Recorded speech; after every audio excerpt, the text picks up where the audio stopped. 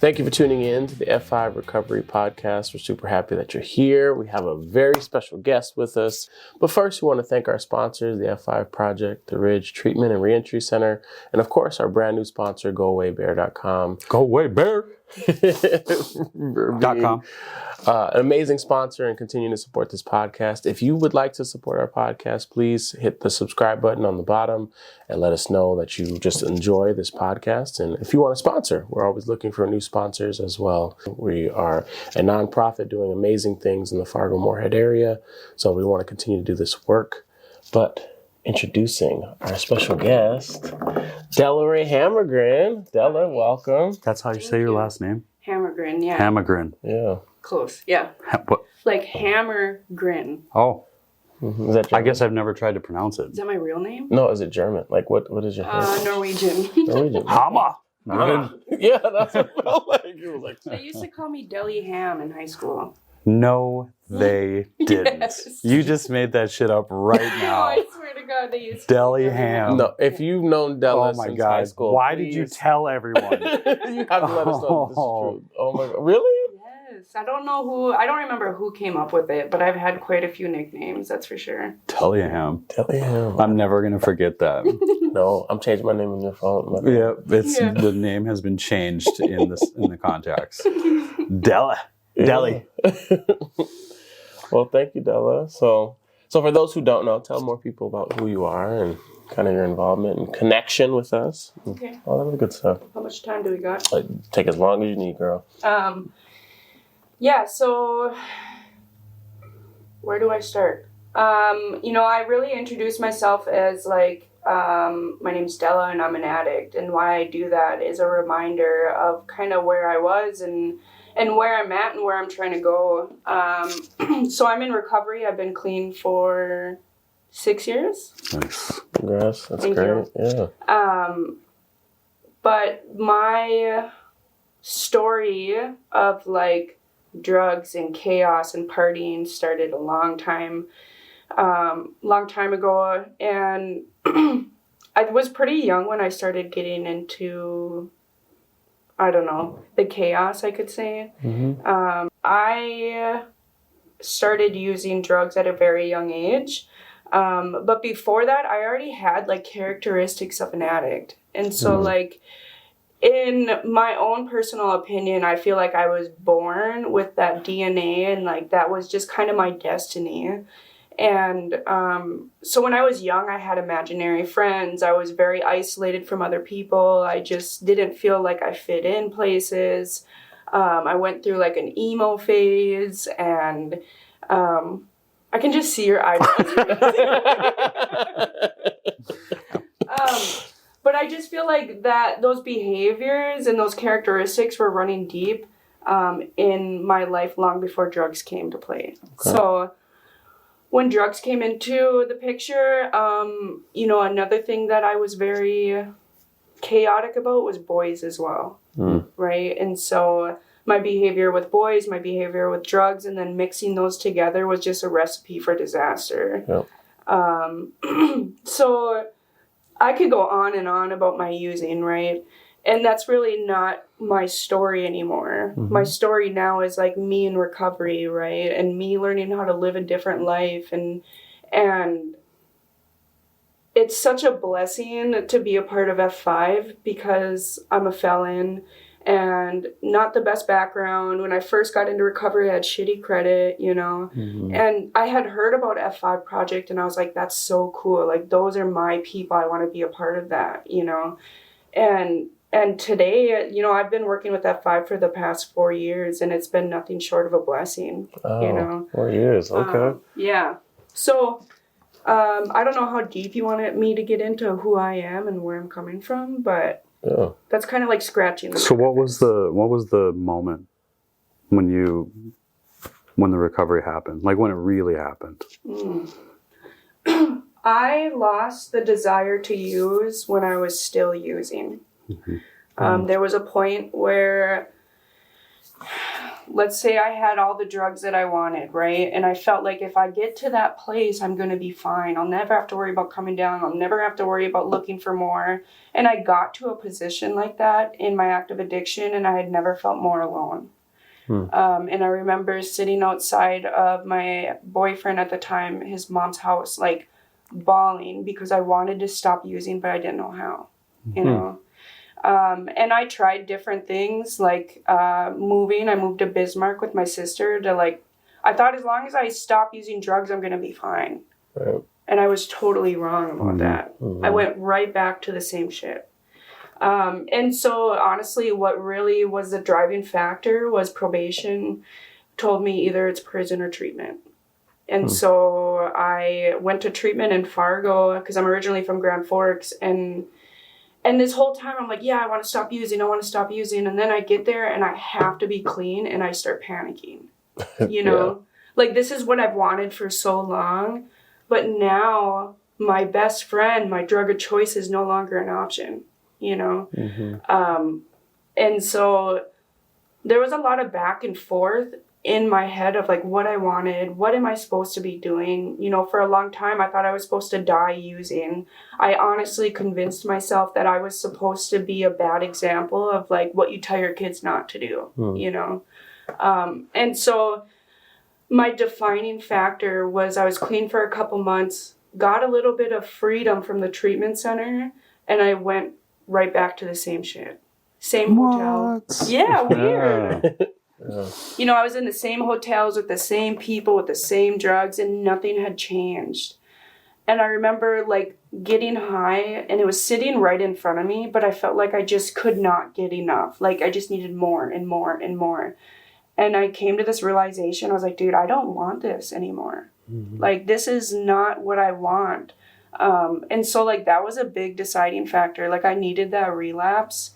It was therapeutic, painful, but it was super therapeutic. And it wasn't the relapse that was the worst. It was like the shame and guilt that came along with that, you know? So what happened?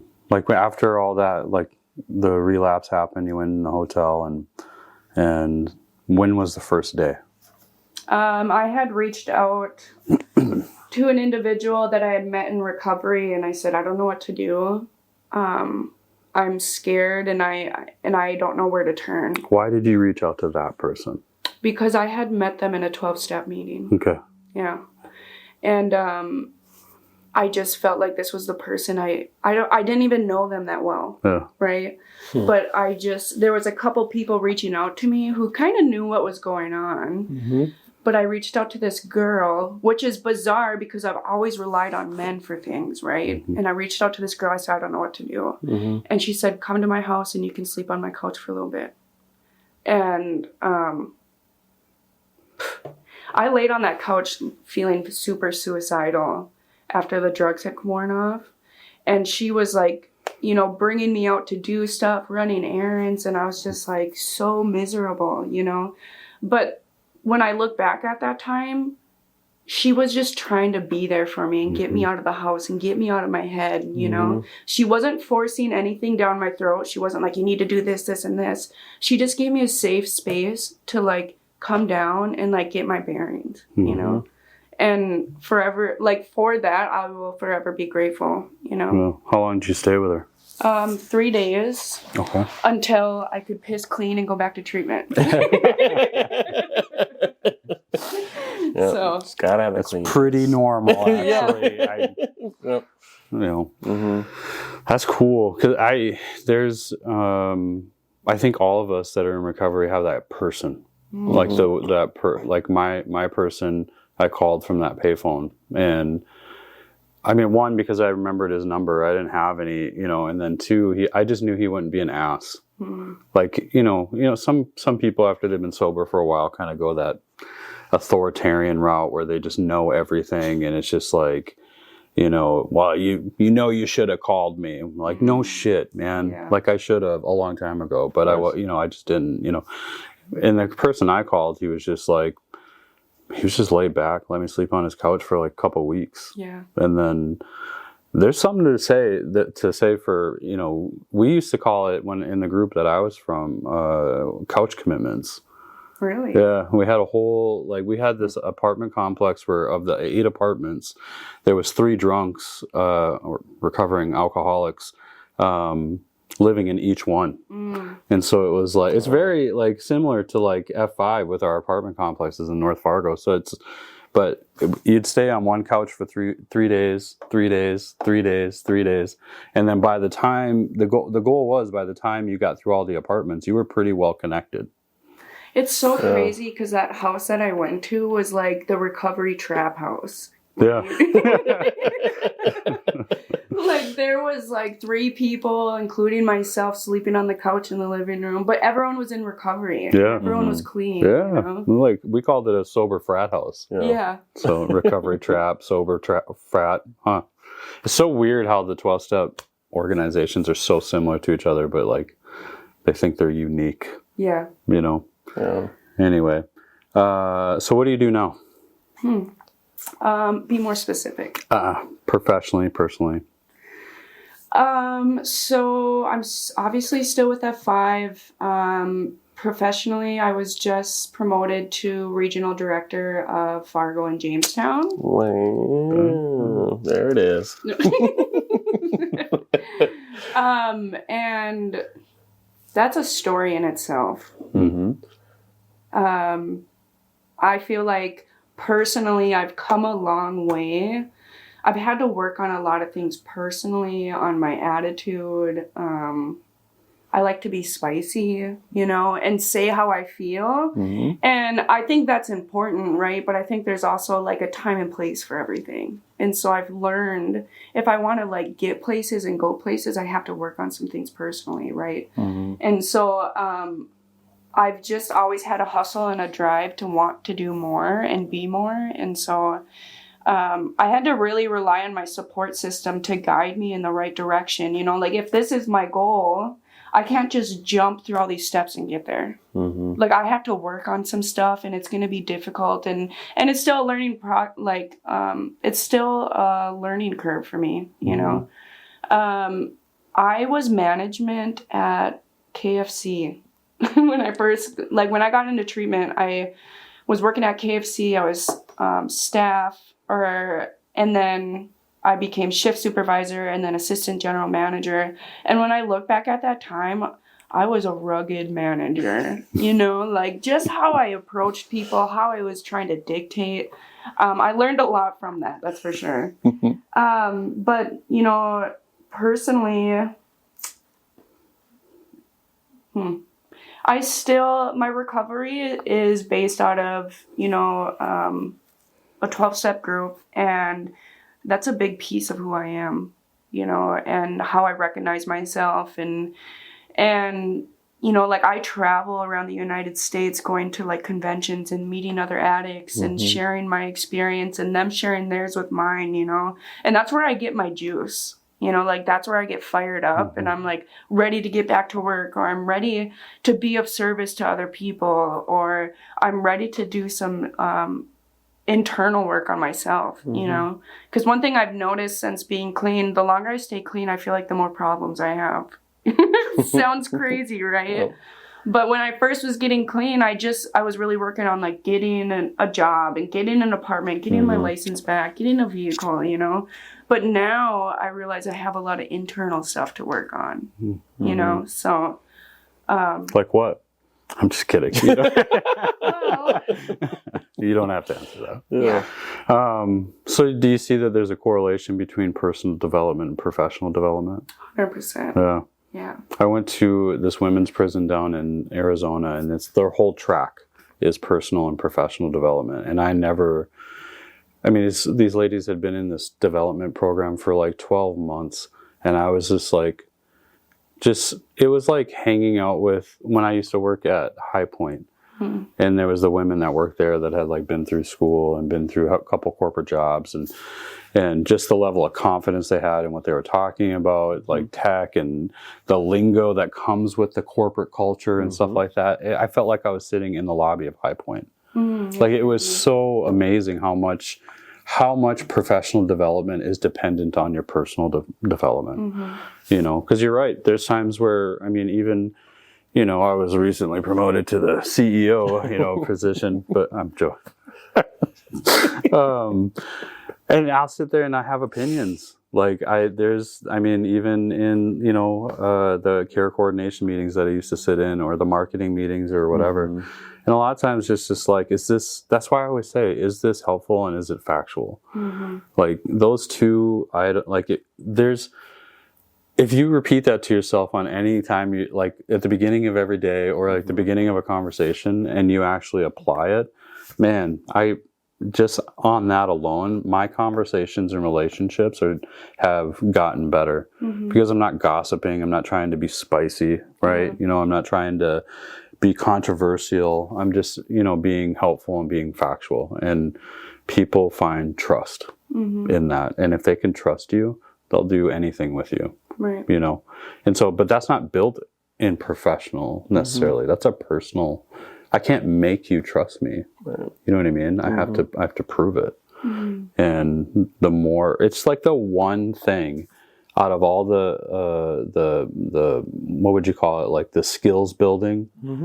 It's the one thing that is probably more important than anything is trust. You know, because if you trust them when you do. You know, if I trust someone and they come to me and give me their opinion or whatever, I'm more likely to listen to it. I'm more likely to maybe not believe them necessarily, but like intently listen to and if I don't trust them, they could be like, have the best effort in the world. They could have the best attitude in the world. But if I don't trust them, I'm not going to believe them. And the other two mean nothing. Right. And then you're just almost a manipulator. You know what I mean? So, but that's all done through personal development, and I think you're spot on. Yeah. With how much you've grown, even though you were like been a couple of years sober before you even started at F5, you've grown a lot in the last 4 years. So there's a reason that you're the director of Argo and Jamestown, because we trust you. Scary, huh? Yeah, weird.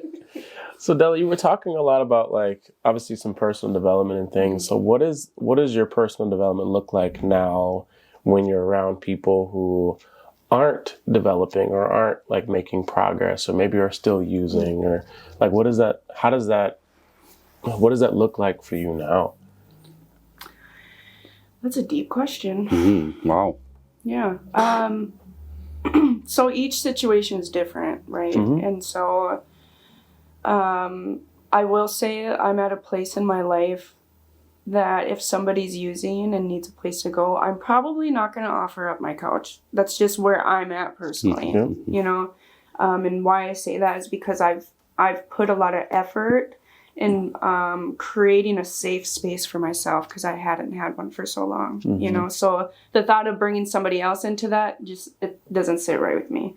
But as far as individuals that like, I might feel like they're not working on themselves or struggling in certain areas, honestly, I like to give them grace, but I also ask them like some open-ended questions, you know, to get them thinking. Because I'm not going to tell them, hey, you need to do this, this, and this, because I know what that's like when somebody tells me that. I'm going to do everything else the opposite way. And so I just try to lead by example, you know, and who am I to say if they're growing or not? You know, there's a lot of things behind the doors that I don't see. But, you know, especially like my close circle, they're not new to me calling them on their shit. You know, like my close people, I'm probably going to be very blunt, but it comes from like a loving place, right? If it's somebody I'm not very close to, I'll just kind of tippy-toe, you know, around the issue, but I'm not going to like co-sign somebody's bullshit either. So. Yeah. And people evolve too. So it's, you know, even where Dela's at, where that's, I mean, 5 years, you may not be that way. Right, you may just be more, you may end up letting people sleep on your couch and be more caring in that sense, you know, like it's different. And that recovery worldview, like how you view recovery it's always changing. Because back in the day, man, we were militant. We were just like if you're not doing couch commitments, like if you're not accepting them, you're not in recovery. Like we would say bullshit like that. And we wear like suits to meetings and stuff. And we were just an army of like recovery. And then now, man, like I just feel like we wasted so many opportunities to be helpful. And a lot of the guys who are still around have evolved into, more of a graceful, helpful approach. So it'll change. Yeah. There's people in the office who share about, there's someone specifically, and I'm sure you know who I'm talking about. She'll be driving around, and if she needs to, she'll take her shoes off her feet and get somebody walking, know. And I had told her recently, I said, when you shared that made me want to be a better person, That makes me want to start putting more stuff in my car so I can just hand them out as needed, know. And so it doesn't matter how long I've been clean, not sober.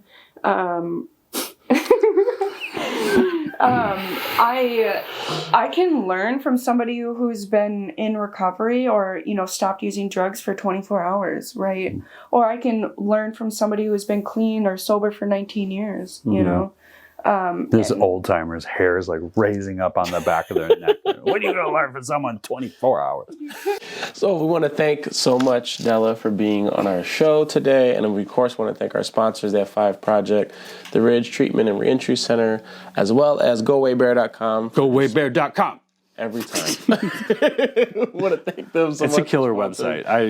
So it's actually, it's really dope. And it's kind of like a cool story, even they were like, yeah.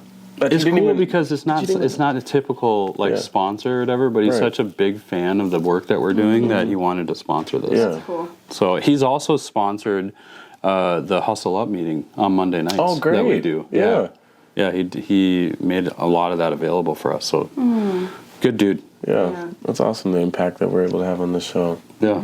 Yeah. Well, speaking of impact, Dela, looking at obviously your progress that you've made so far, and are you currently sponsoring anyone? Have you gotten to that place where you're sponsoring anyone?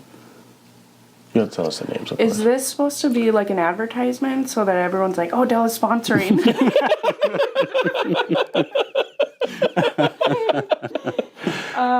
Scary commitment. Yeah, I've throughout my recovery have had,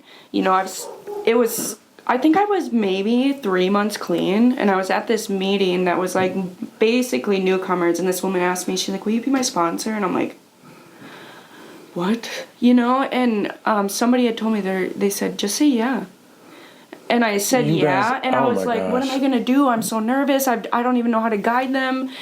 And then I'm getting pumped up, and I'm like, yeah, I'm just waiting for her to call me. She never called. You know what I mean? But yeah, throughout the years I've sponsored women, and it's super cool.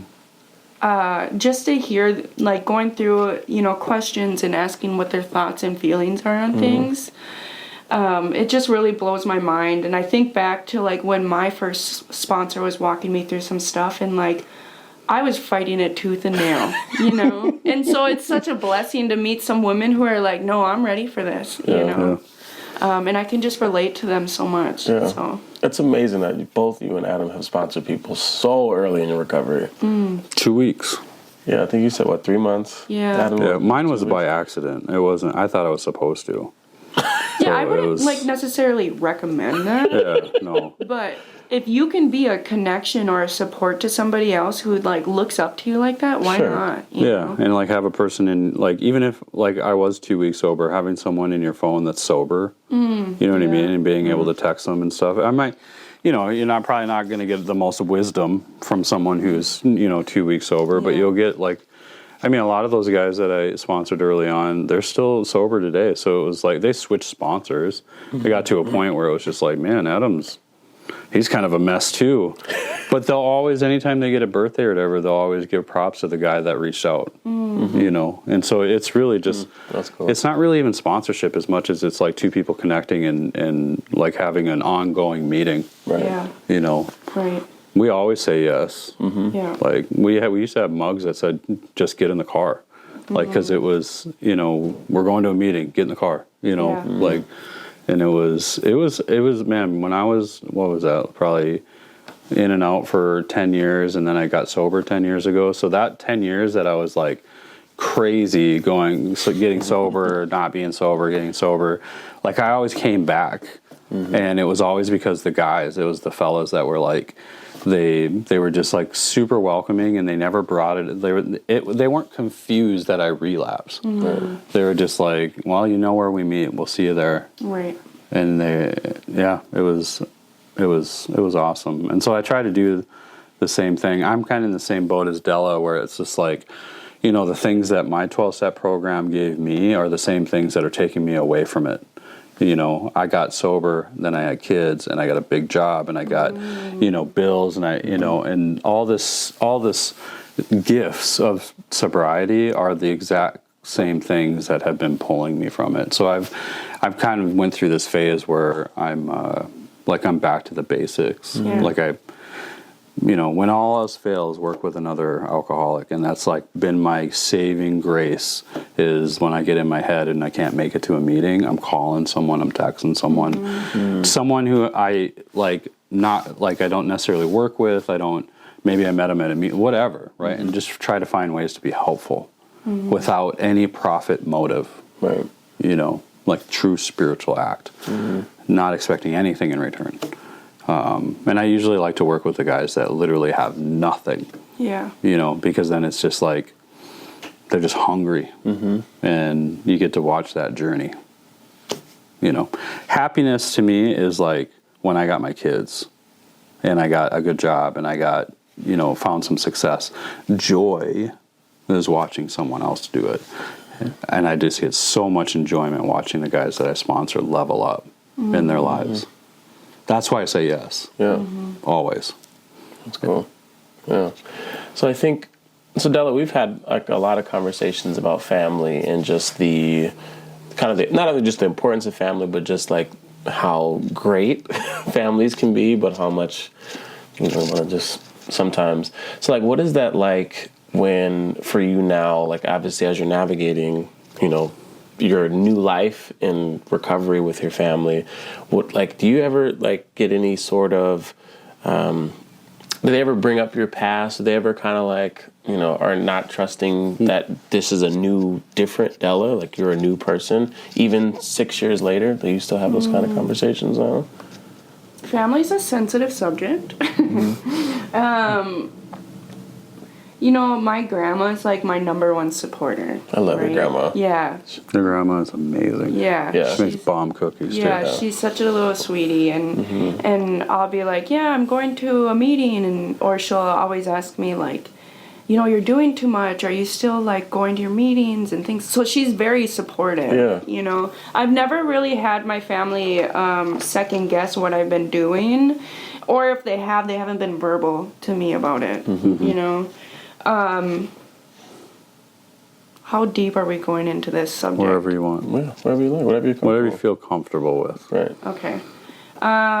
So a big part of my story is my mom. Me and her used to use together. I went to foster care. I've always had this desire to have my mom in my life, right? And so when we started using drugs together, I thought that was us bonding, you know? And it ended up like tearing us apart. You know, I had always told myself like, I'm never going to be like my mom and do this drug. Well, lo and behold, I was doing that drug with her, you know? Or I was incarcerated one time and she was my cellmate, you know? And so when I got into recovery, I remember going to meetings and like bawling my eyes out because the one person I wanted there was my mom, you know? And so I would, if you could imagine like kicking and dragging somebody, screaming and fighting, that's how I felt with my mom when I was in recovery, right? Like, if I bring you to this door, you just have to turn the knob and there's going to be freedom on the other side, you know? And she would get to those places where she was at the door, like knocking, but not ready to get in, right? And that's just like a metaphor, I guess you could call it, but... all throughout my recovery, I just wanted my mom to be a part of it. And so when she passed away 2 years ago, that was probably one of the wildest things I had to go through in recovery, you know.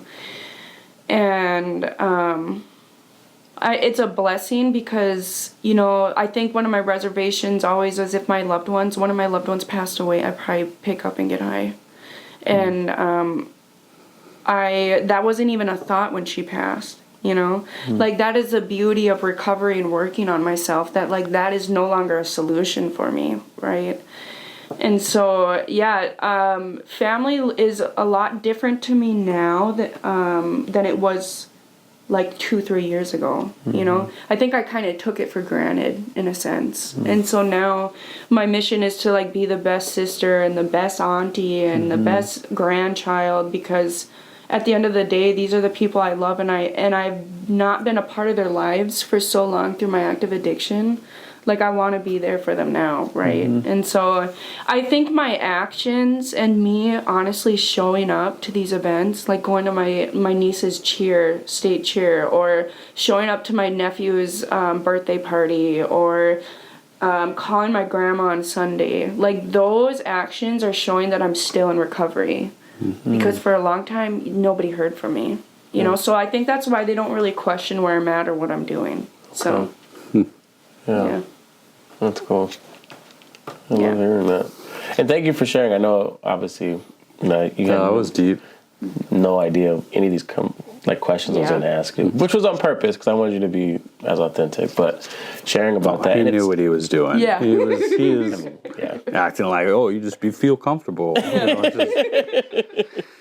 But I think, and the reason, like, that transition as we're closing, it's cool that now we get to honor your mom in a really significant way with our women's housing. Do you want to share a little bit about that?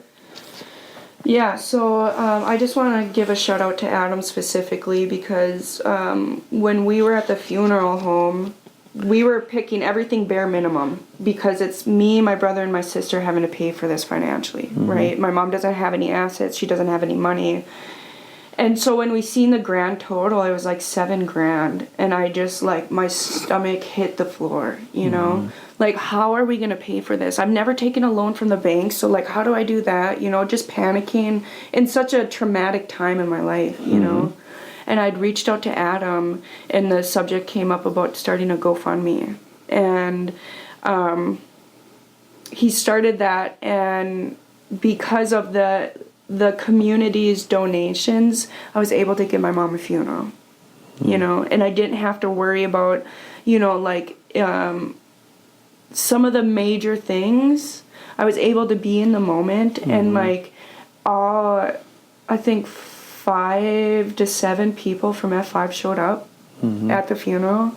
Like, those things, like, they might be small, like Adam's just putting something on social media, or, you know, they're just driving an hour to, like, you and Adam both showed up, you know, like, that plays such a big role in my drive to want to be better and do more, right? Because these people are showing up for me in a hard time, and so I want to do the same for others. And so, anyways, so the biggest thing I've always wanted is, like, women's housing, right? Because we've housed men for a long time, and a big driving factor was, like, if my mom would have had a safe place to go, would her life turned out different, you know?